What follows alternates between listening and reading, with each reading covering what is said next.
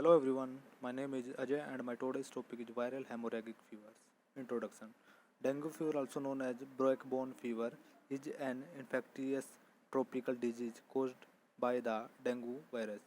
जो डेंगू का बुखार है उसे हड्डी तोड़ जवर भी कहते हैं। ट्रॉपिकल डिजीज का मतलब होता है उष्णकटिबंधीय रोग। Dengue has become a global problem since the Second World War and is endemic in more than 110 countries. जो डेंगू है वो सेकंड वर्ल्ड वार के टाइम से ही एक वैश्विक समस्या बन चुका है और एक 110 देशों में स्थानिक रूप ले चुका है।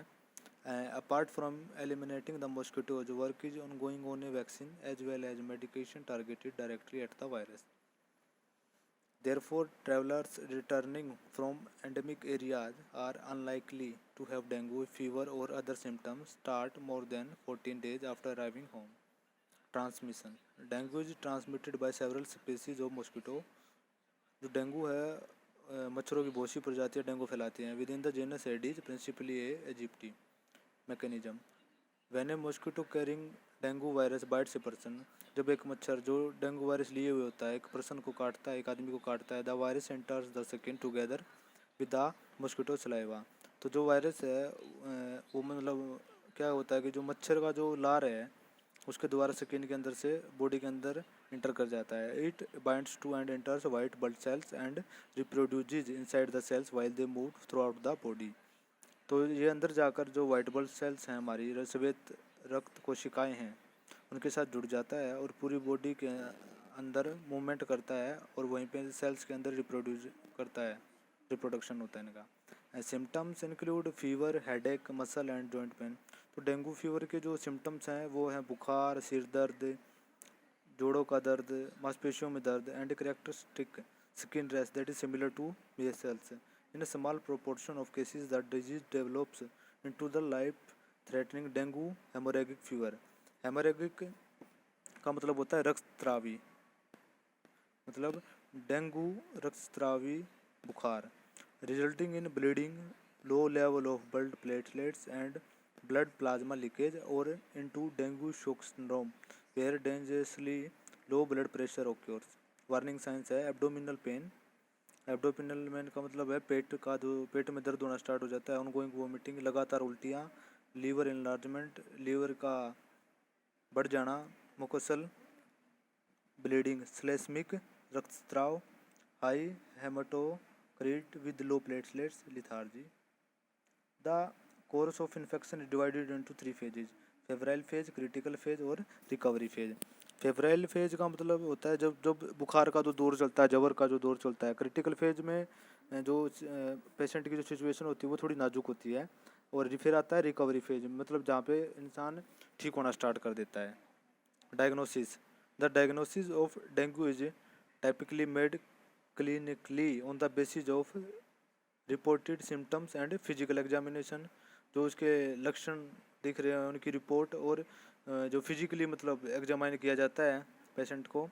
This applies especially in endemic areas.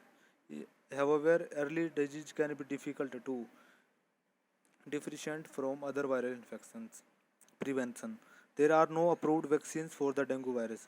Dengue virus के लिए कोई अप्रूव्ड वैक्सीन नहीं है हमारे पास। And prevention thus depends on control of और protection from the bites of the mosquito that transmit it. बस इसको हम कंट्रोल कर सकते हैं या प्रोटेक्ट कर सकते हैं मच्छरों से जिनके काटने से डेंगू फैलता है। चिकनगुनिया वायरस की फैमिली है Togaviridae, genus alpha virus. Chikungunya viral infection manifest with febrile illness. Outbreaks of chikungunya. Outbreaks occur during rainy season with increasing densities of Aedes aegypti mosquito. जब during rainy season के दौरान क्या होता है कि मच्छर ज़्यादा पैदा होते हैं ऐसे मौसम में। Mosquito bytes infect the humans.